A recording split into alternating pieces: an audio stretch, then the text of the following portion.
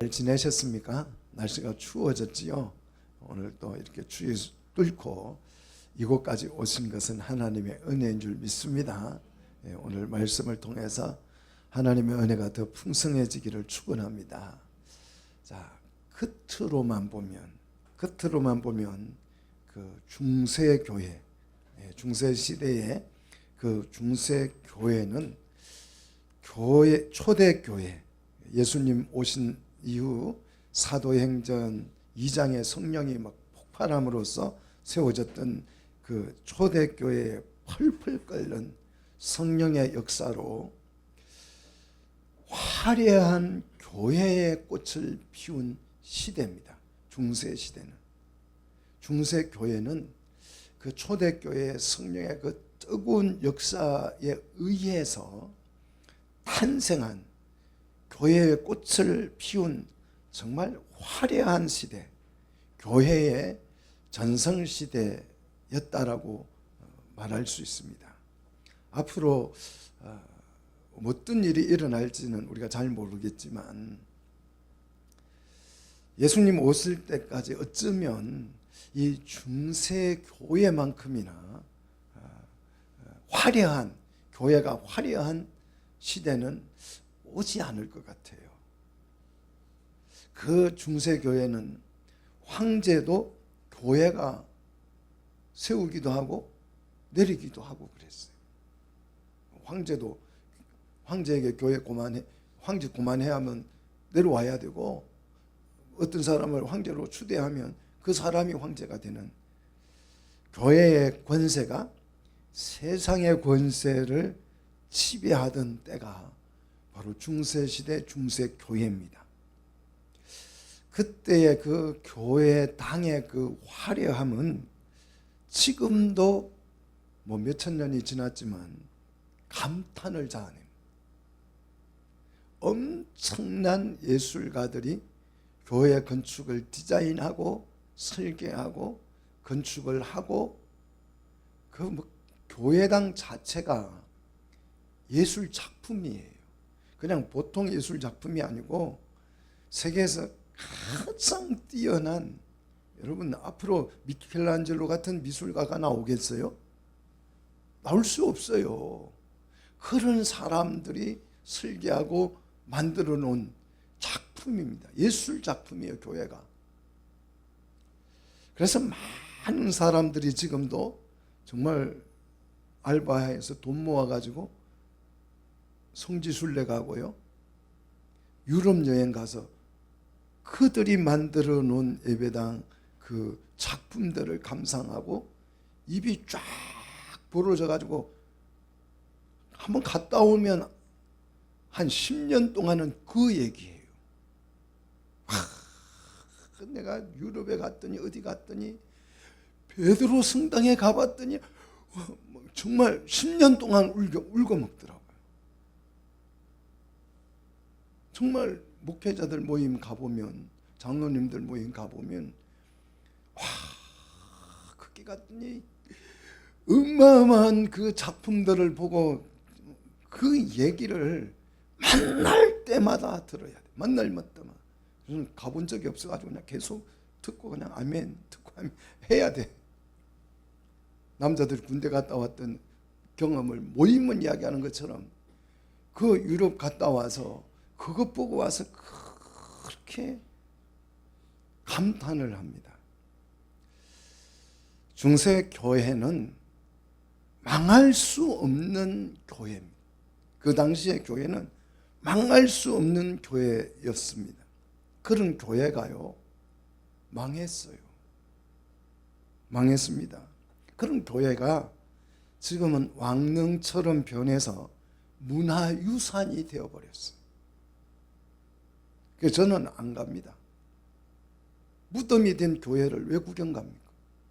무덤이 되어버린 교회가 뭐가 좋다고 그렇게 칭찬하고 감탄하는지 저는 도무지 이해를 못해요. 그런 교회를 보고 와서 우리도 멋진 교회 하나 진짜 해서 지은 게 충현교회잖아요. 대리석으로 그냥 얼마나 화려하게 해서 동양에서 제일 이제 서양까지 다 합쳐서 세계에서 제일 멋진 교회다 그러면 그 미켈란젤로나 이런 예배당들과 베드로 성당과 비교할 수가 없잖아요. 잽이 안 되잖아요. 그러니까 그거는 빼고 동양에서 제일 멋진 교회예요. 그거 보고 와서 무덤을 보고 와서 무덤을 흉내내면 되겠어요, 교회가? 교회가 문화유산이 되었다라는 말은요, 교회가 망했다는 뜻이에요. 그럼 가슴 아프잖아요. 가서 보면 막 감탄할 게 아니고 속상해해야 되잖아요. 우리나라 교회도 이런 꼴이 되면 어떡하지? 걱정해야 되잖아요. 그렇게 옛날 거 얘기 안 하더라도 미국에 가면 로버트 슐러 목사님인가요? 아마 여러분 오래 신앙생활 하신 분은 이분 알 거예요.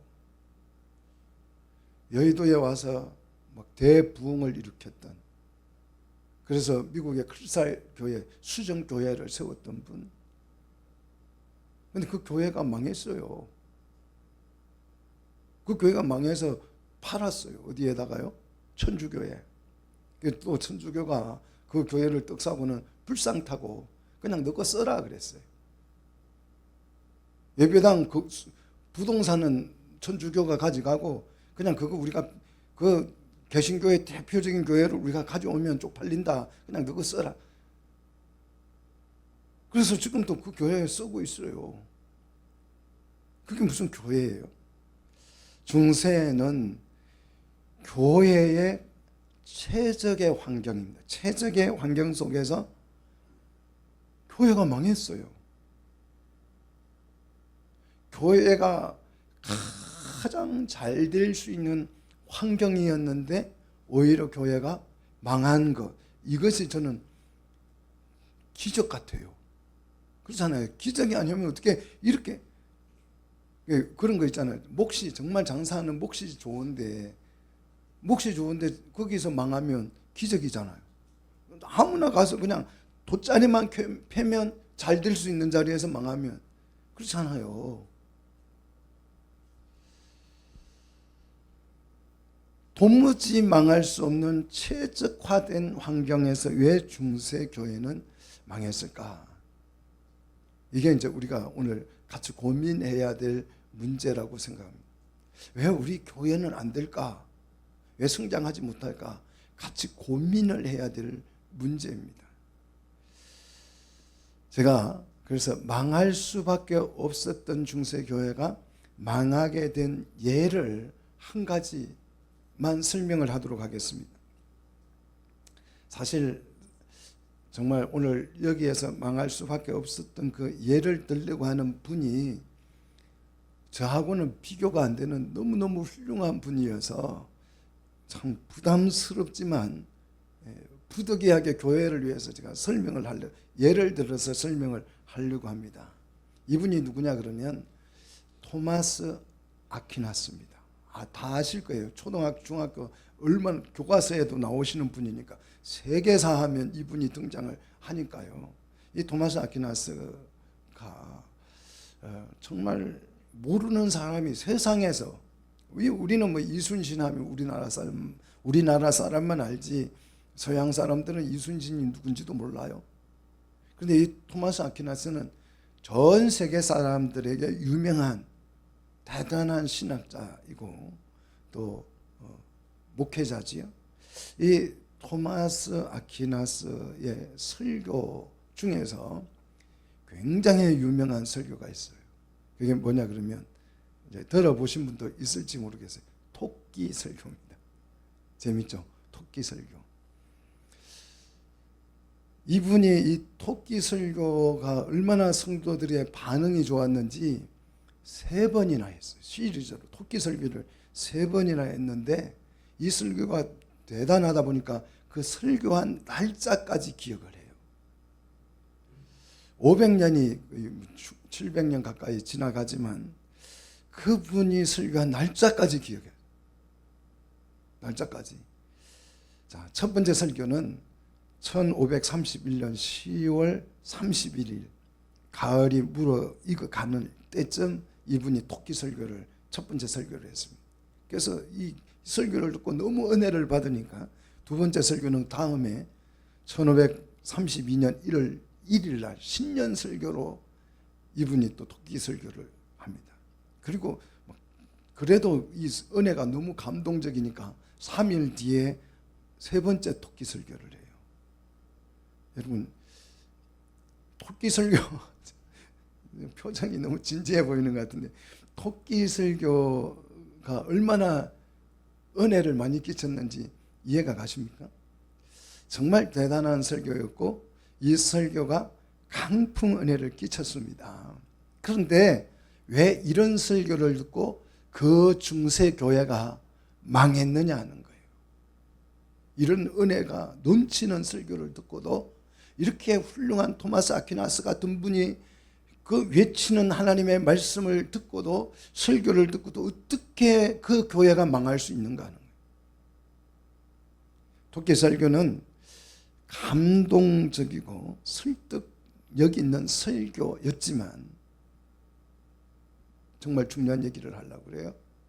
정말 감동적이고 설득력 있는 설교였지만 그 설교 속에 뭐가 없었을까요? 말씀이 없었어요. 토끼 설교는 이런 내용이에요. 토끼는 키가 크다. 그죠? 여러분의 키도 커지셔야 합니다. 하나님의 말씀을 듣는데 키가 커지셔야 합니다. 성도들 아멘, 키가 커져라, 토끼처럼 커져라. 아멘 은혜 받는 거예요. 여러분 왜 아멘 안 하는지 모르겠지만, 아무튼 토마스 아퀴나스가 설교하면 막 아멘. 토끼는요 되새김질을 합니다. 하나님의 말씀을 매일매일 되새김질하는 성도들이 되시기를 축복합니다. 그러면 막 아멘. 토끼는 빠릅니다. 여러분, 하나님의 말씀을 듣고 순종하는데 빨라야 합니다. 팔이 보이지 않도록 하나님의 말씀에 순종하는데 빨라야 합니다. 정말 이런 설교를 듣고 막 성도들이 은혜를 받고 난리가 난 거예요.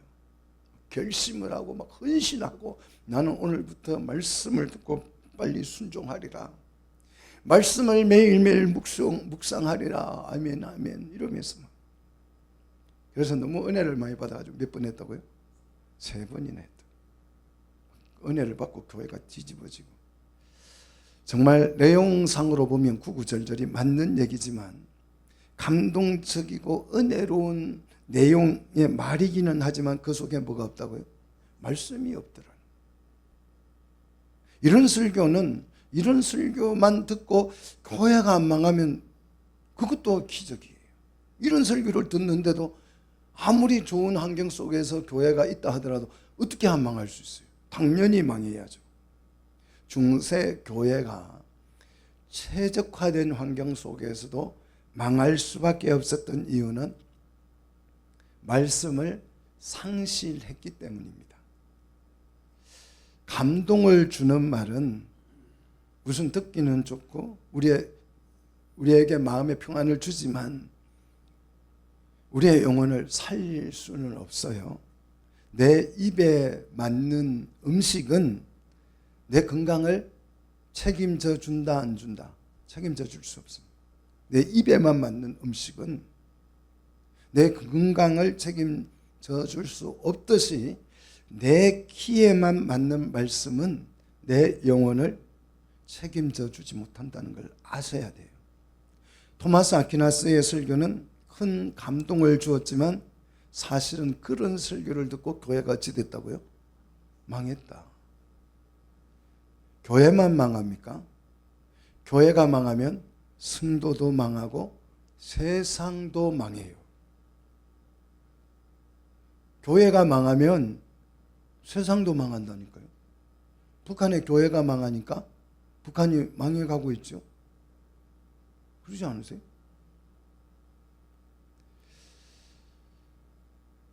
확신합니다. 저는 교회가 망하면 성도도 망하고 세상도 망합니다. 말씀이 없어지면 교회도 죽는다. 총신대 총장을 역임하고 제가 다닐 때에 그분이 설교학 교수님이었어요. 정말 말을 너무 잘하고 설교가 좀 찰져요. 이름은 밝히지 않겠습니다.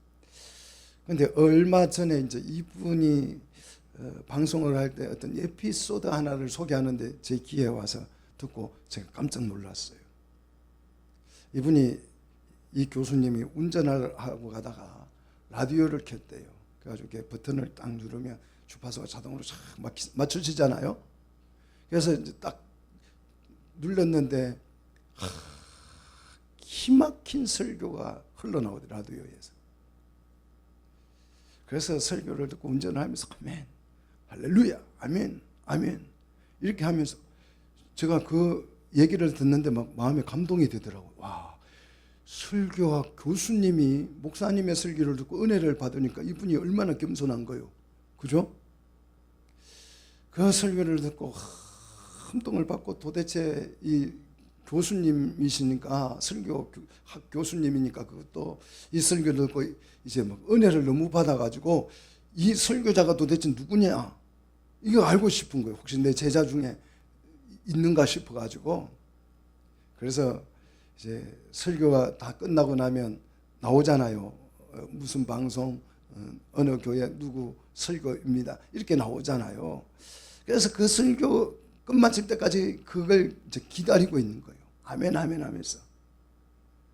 총신대 설교학 교수님을 감동시킨 이 정말 멋진 설교를 한 주인공이 드디어 이제 소개되는, 설교가 끝나고 소개되는데 이제 방송에서 그 아나운서의 멘트가 흘러나옵니다. BBS 방송? BBS 방송? 아무도 안 놀라시네. BBS 방송이 뭔지 몰라 지금. BBS 방송 모 선임의 설법이었습니다. BBS는 불교 방송이에요. 극동 방송이 아니었고 불교 방송이었다. 대박이지 않습니까? 설교학 교수님이 방송을 듣고 이게 설교인지 설법인지 구분을 했다 못했다? 못했다는 거예요.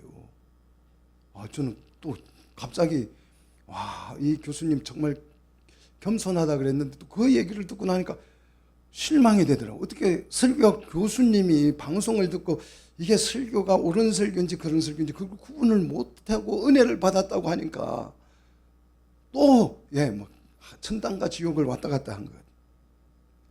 요즘 설교가 이렇게 변했어요. 이런 설교에 우리 성도들이 굉장히 익숙해져 있습니다. 누가 들어도 설교는 불편하면 된다 안 된다? 안 된다. 누가 와 앉아 있어도 설교는 평안하게 듣는 설교, 들릴 수 있는 설교를 해야 된다는 거예요. 누가 들어도 기분이 좋은 설교를 해야 된다는 거예요. 그런데 그런 설교 속에 뭐가 없으면, 말씀이 없으면 교회는 망한다. 오늘 이 얘기를 드리고 싶은 거예요. 설교라고 하는 게 뭐냐? 아브라함 카이프는 설교는 말씀을 섬기는 것이다 그랬어요. 설교는 말씀을 말 자랑을 하는 것이 아니고 하나님의 말씀을 선포하는 시간입니다. 말씀이 살아야 교회가 살 줄 믿습니다. 그리고 우리가 살고 세상을 살 수 있을 줄로 믿습니다. 교회에서 말씀이 풍성해져야 교회가 사는 거예요. 초대교회, 우리가 늘 그냥 초대교회로 돌아갔으면 하는 그런 바람들이 우리 속에 있잖아요. 그 성경의 사도행전 2장에 나오는 이 초대교회가 왜 성장을 했는가? 전도 열심히 해가지고, 봉사에 잘해가지고, 기도 많이 해가지고, 서로 막 끔찍히 사랑해서요. 틀린 말은 아니겠지요. 그런데 이게 본질이 아니에요. 본질은 초대교회에 성장한 그 동력은 말씀이 왕성해져서입니다. 믿습니까? 여러분, 내 속에 말씀이 왕성해지셔야 돼요. 정말 저는 우리 성도들 마음속에 말씀이 풍성해지기를 원합니다. 초대교회 때 그 설교를 분석을 해보면 이 제 말이 충분히 이해가 될 것입니다. 초대교회 그 설교들을 분석해보면 설교 자체가 말씀 중심의 설교였어요. 말씀 중심의 설교. 서대반 집사님의 설교 원문이 고스란히 보존되어져 있습니다. 서대반 집사님이 했던 설교 원문 자체가 고스란히 보존되어져 있는데 그게 사도행전 7장에 기록되어 있어요. 사도행전 7장을 보시면 이 집사님의 설교가 신학 박사님의 설교보다 더 월등합니다. 정말 기가 막혀요. 창세기부터 설교를 하는데 성경을 완전히 관통해요. 이 설교를 들어보면 성경을 완전히 관통하고 있어요. 너무 감동적이고 완벽한 설교여서 제가 일부러 그 서대반 집사님의 그 설교 원문을 글자를 한자 한자 세봤어요. 몇 자로 설교했는지 세봤더니 2875자예요. 구약 성경 전체를 요약해서 설교하는데 완벽하게 설교하는데 3000자도 안 되는 글자로 설교를 했어요. 2875자는 A4 용지 한 장 반 분량이에요. 줄수로 따지면 58줄밖에 안 돼요. 58줄. A4 용지에 58줄. 그런데 이 설교가 어떤 훌륭한 신학자의 설교보다도 더 훌륭한 설교다. 일개 집사님의 설교의 수준이 이 정도였다는 것입니다. 초대교회는. 그러니까 집사님들이 하나님의 말씀에 대한 이해도가 어마어마했다는 것입니다. 집사님이 이 정도 설교를 했다면 사도들은 어느 수준의 설교를 했을까요? 상상 이상이겠죠. 사도들의 설교 원문도 그대로 보존되어져 있죠. 사도행전 2장 누구 설교요? 베드로 설교.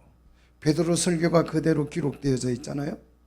그래서 이 베드로 설교를 봤더니 A4 용지의 반이에요. 딱 A4 용지 반. 글자 수로는 1283자로 설교를 했어요. 이 1283자의 글자를 가지고 설교했을 때에 이 설교를 듣고 몇 명이 회개를 했습니까? 3000명이 회개했어요. 어떻게 이런 일이 일어났을까? 하나님의 말씀이 펄펄 끓어서 역사했기 때문입니다. 초대교회의 성장의 역사를 보면 사도행전은 이렇게 설명합니다. 오늘 본문 사도행전 12장 24절 하나님의 말씀은 흥왕하여 더하더라. 말씀이 더해져야 돼요. 부동산이 넓어지는 게 아니고 교인 수가 넓어지는 게 아니고 말씀이 더 늘어나야지.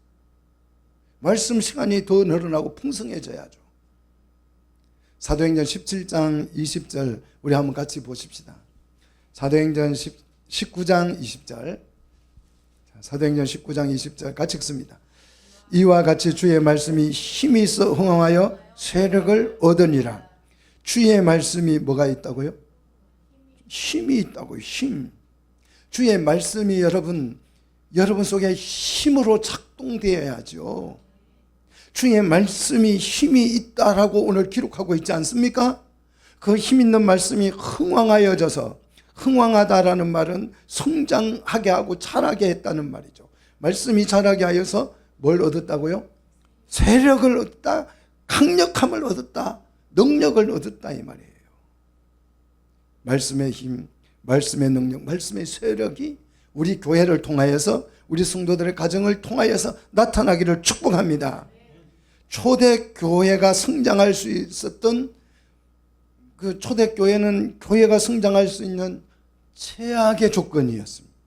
중세교회는 교회가 성장할 수 있는 최적의 조건이라면 초대교회 상황은 교회가 성장할 수 없는 최악의 조건이었습니다. 특히 이 초대교회에서는 예수를 믿으면 어떻게 됐어요? 추방당했습니다. 가족에게서 추방당하고, 마을에서 추방당하고, 어떤 모임, 회사에서 추방당하고, 회당에서, 종교 모임에서 추방을 당했어요. 유대인들에게 종교 모임에서 추방당하는 것은 정말 너무너무 무서운 일이에요. 유대인으로 취급 안 하고 이방인으로 취급하고 하나님의 백성이 아닌 사람으로 여긴다는 뜻이잖아요. 그래서 공동체에서 추방당하는 거, 격리된다고 하는 거. 우리 죄 지으면 감옥에 사유와 격리시키잖아요. 그래서 감옥에 안 가려고 하는 거잖아요. 격리되는 게 이렇게 무서운 거예요. 그런데 종교에서 추방을 당한다고 하는 것은 정말 감옥에 가는 것보다 더 무서운 일이죠. 초대교회는 예수를 믿으면 이런 단체 속에서, 모임 속에서 추방당했습니다. 그런 상황에서 교회가 어떻게 성장했는가? 말씀이 힘이 있어 세력을 얻어서 강력해졌기 때문입니다. 말씀이 흥왕하였기 때문입니다. 교회가 환난 속에서도 살아나는 것은 말씀이 강해지면 살아날 줄로 믿습니다. 말씀이 기세를 잡으면 교회가 성장할 줄로 믿습니다. 초대교회는 그리하여서 이 말씀 때문에 성장했습니다. 이 교회의 승리가 누구의 승리다? 그 성도들의 승리입니다. 믿습니까? 교회의 승리는 우리의 승리고, 우리 교회는 우리 삶의 토양인 줄 믿으시기를 축복합니다. 그래서 교회가 살아나야 가정도 살아나고 나라도 살아요. 경제도 삽니다. 여러분이 좋아하는 경제도 살아납니다. 이 말이 안 믿깁니까? 제가 수치로 증명을 해드릴게요. 60년대, 우리나라 60년대에 교회 성장률은 10%였습니다. 10% 성장. 좀 안 놀라시는 것 같아요. 정말 엄청난 성장을 한 거예요. 10% 성장을 1년에 연 10% 성장을 하면, 이 교회가 10% 성장할 때 경제 성장률은요 7%에서 8% 성장했어요. 교회가 10% 성장하면 경제는 7에서 8% 성장했습니다. 70년대 교회가 8%에서 9% 성장을 했습니다. 그러면 경제는요 7에서 8% 성장을 해요. 80년대 교회 성장률이 7에서 8% 성장을 했습니다. 경제 성장률은요 8에서 9% 성장. 경제가 조금 추월했어요. 90년대 5%에서 6% 교회가 성장을 했는데요, 경제는요 6%에서 7% 성장을 합니다. 지금 교회 성장 안 하잖아요. 그러니까 경제가 좋아져요, 안 좋아져요? 그대로예요. 그대로. 겨우 현상 유지하고 가잖아요. 교회가 성장하면 경제도 성장. 여러분의 신앙이 좋아지면 경제도 성장할 줄로 믿습니다. 우리의 삶의 질도 좋아질 줄로 믿습니다. 교회를 살리려면 교회가 말씀이 힘을 얻어야 돼요. 교회가 살려면 하나님의 말씀이 힘이 있어야 돼요.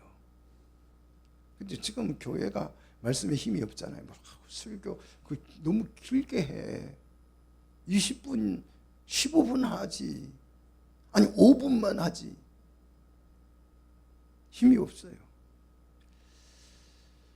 교회가 사는 것과 경제가 살아나는 것과 굉장히 관련이 있어요. 여러분, 트럼프가 미국 대통령 당선자가 됐잖아요. 이분이 나의 백은 하나님밖에 없다. 난 하나님만 믿는다. 난 교회를 지키겠다.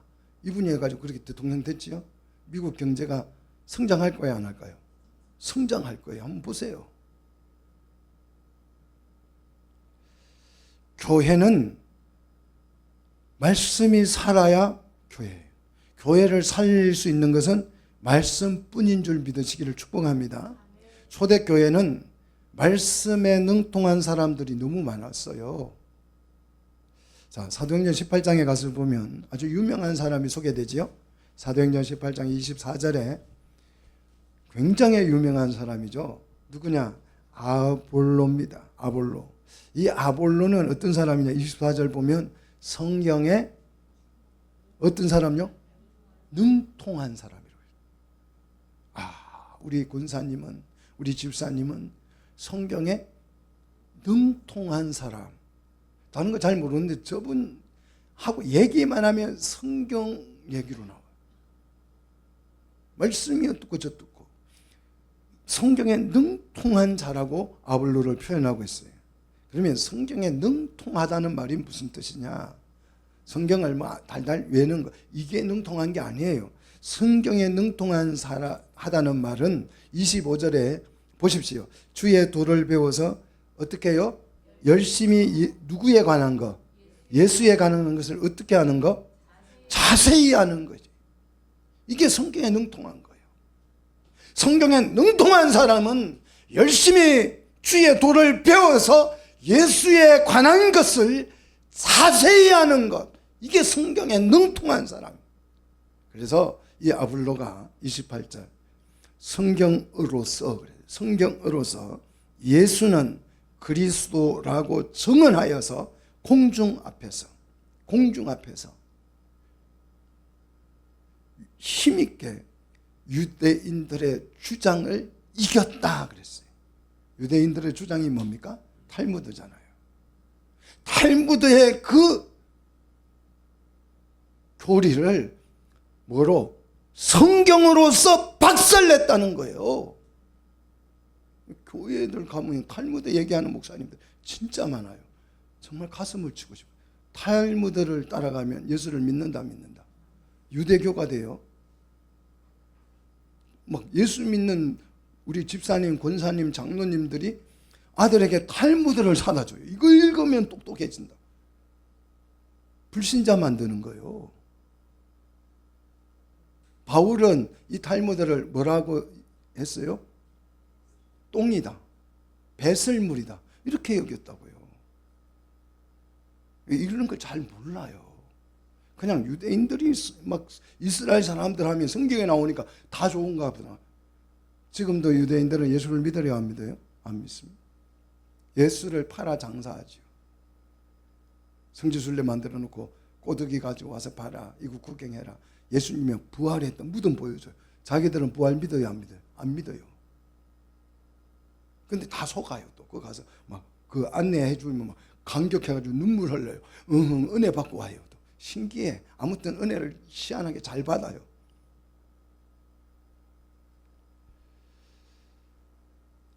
초대교회는 말씀이 강한 교회입니다. 초대교회의 생명의 원동력은 하나님의 말씀이었습니다.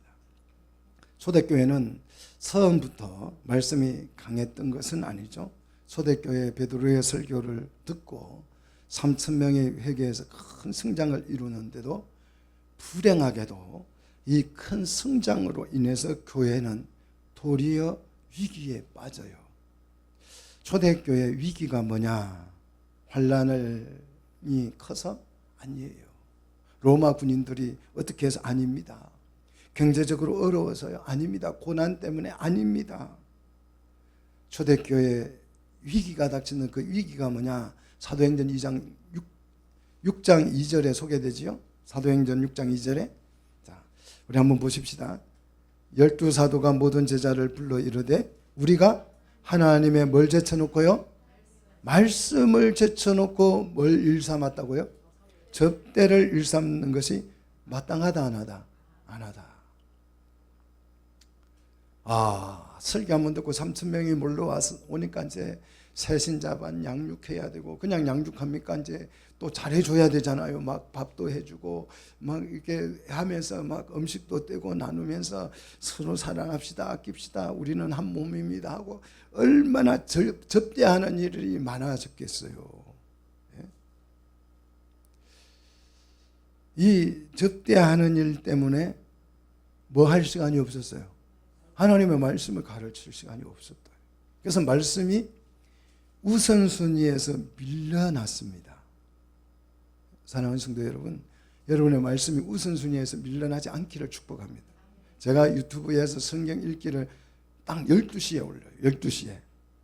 왜? 가장 말씀이 하루 시작에 출발이 되었으면 하는 바람에서.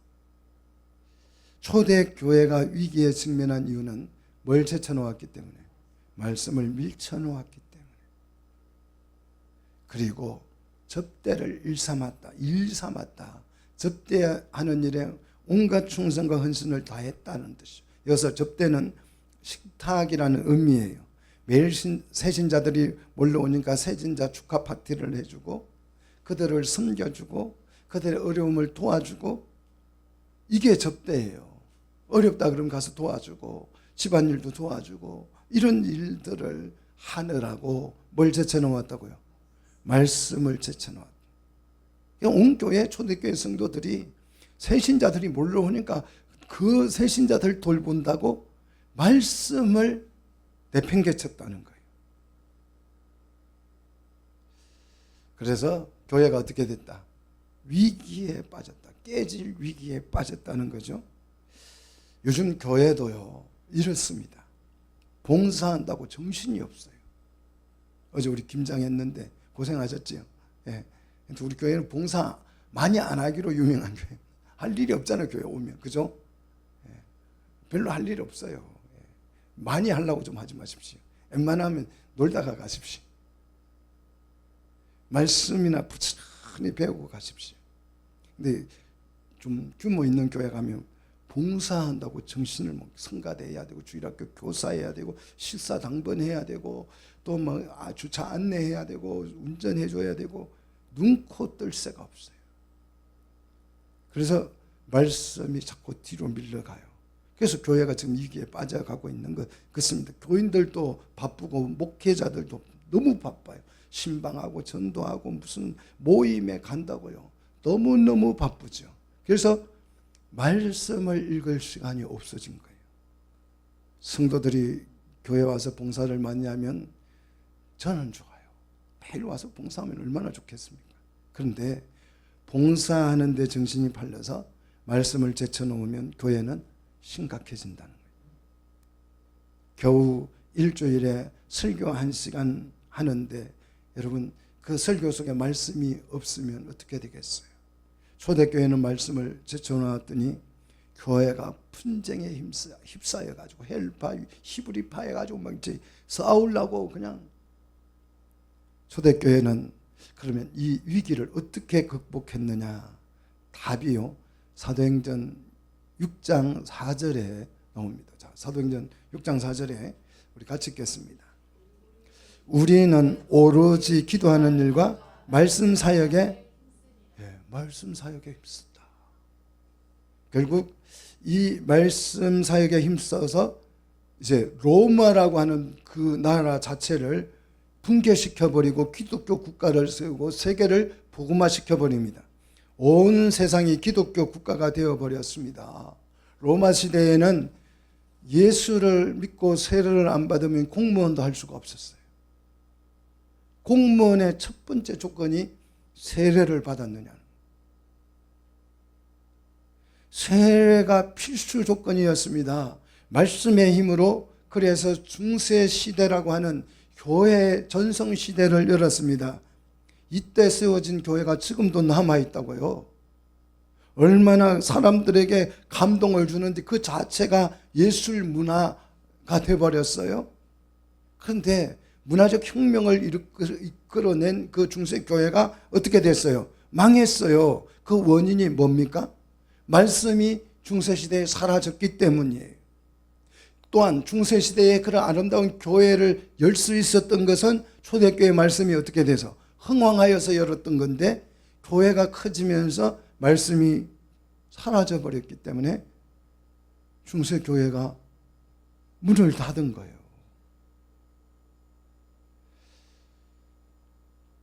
게을러서 망한 것이 아니고 돈이 없어서 망한 것도 아니고 서로 사랑 안에서 망한 것도 아니에요. 중세 교회가 망한 것은 말씀이 사라졌기 때문에. 그래서 중세 교회 시대에 설교 형태가 유행을 하는데 어떤 설교가 유행을 했냐 그러면 알레고리식 설교가 유행을 했습니다. 이 알레고리 설교는 3세기부터 오리겐이라는 사람으로부터 시작을 하는데요. 오늘 제가 설교 서두에 말씀을 드린 것처럼 13세기에 와서 이 토마스 아퀴나스의 도끼 설교가 절정을 이루는 거지요. 그래서 도무지 이것을 두고 볼 수가 없어가지고 15세기에 루터 켈빈이 종교를 개혁해야 되겠다. 종교를 개혁하는 그 모토가 뭐냐? 뭐 교회 부정부패를 없애고 이런 게 아니고 종교 개혁의 모토는 말씀으로 돌아가자는 거였어요. 도끼 설교하지 말고 말씀으로 돌아가자. 그래서 뭐 말씀을 설교 시간이 어마어마하게 길었어요. 뭐 3시간, 4시간. 그런데 이 종교가 개혁된 지 500년 남짓 되었는데 다시 교회가 말씀을 지금 잃어가고 있지요. 말씀을 제쳐놓기 시작했습니다. 그래서 19세기, 20세기에 들어와서 이 알레고리 설교가 다시 유행을 하기 시작합니다. 알레고리 설교라는 것은 이런 거예요. 예를 들자면 우리 사랑합시다. 설교합니다. 사랑하자. 서로 사랑하자. 이걸 가지고 설교해요. 사랑하는 성도 여러분, 우리가 서로 사랑하면 행복해져요. 우리가 서로 사랑하면 서로를 용서할 수 있어요. 우리가 서로 사랑하면 서로를 이해할 수 있어요. 그러니 우리가 사랑해서 행복해집시다 여러분 하면 막 교인들이 아멘 여기에다 간증 한 개 포함시키고 또 에피소드 몇 개 여면 막 감동적인 설교가 되는 거예요. 근데 은혜는 받는데 그 속에 뭐가 없다? 말씀이 없고 생명이 없다. 좋기는 한데 이런 설교는요, 잡지책을 읽고도 이렇게 설교할 수 있어요. 성녀도 이렇게 설교할 수 있어요. 대학 교수도 이런 말을 할 수 있습니다.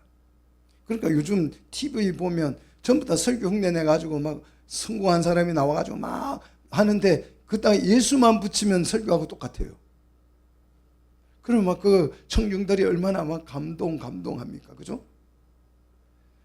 성도는 설교가 말씀인지 아닌지를 구분할 줄 아셔야 돼요. 아브라함 카이프가요, 신학을 딱 졸업해가지고 어느 교회에서 설교를 했어요. 설교가 끝나고 나서 이제 첫 설교를 했는데 그래도 자기 딴에는 너무 설교를 잘했다, 은혜롭게 했다.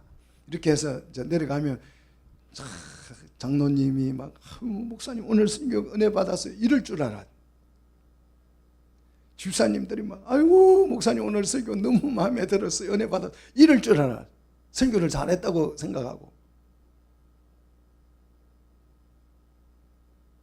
그런데 이제 내려가서 여집사님이 맨 앞에 앉아서 악수를 탁 하고 이렇게 인사를 하는데 그 집사님이 이랬대요.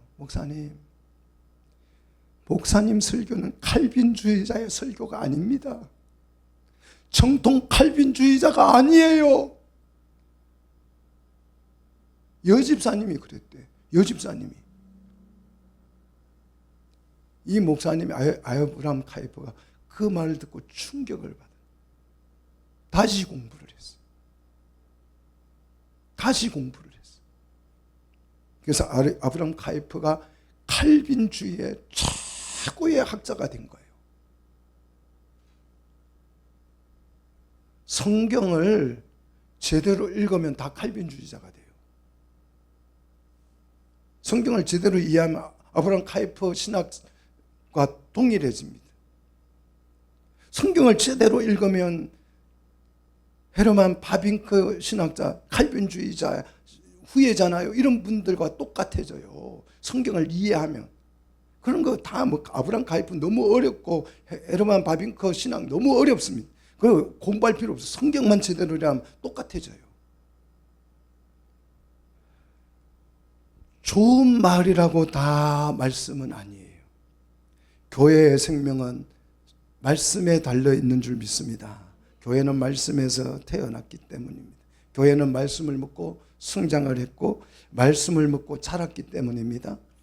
말씀이 사라지는 교회는 생명력을 금방 잃어버립니다. 교회만 그렇습니까? 교회를 이루고 있는 우리 성도들도 마찬가지예요. 현대 사회가 정말 살기 힘들잖아요. 스트레스가 얼마나 많은지. 그래서 우리 성도들이 교회 와서 목사님 세상 살기도 힘든데 교회 와서 그냥 좀 즐거운 얘기 좀 듣고 가고 싶어요. 위로하는 말 몇 마디 듣고 가고 싶어요. 공감합니다. 그런데 본질을 까먹으면 교회가 생명을 잃습니다.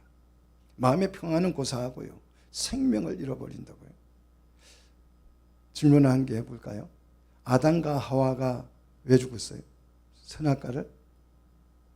선악과를 먹고. 맞습니까?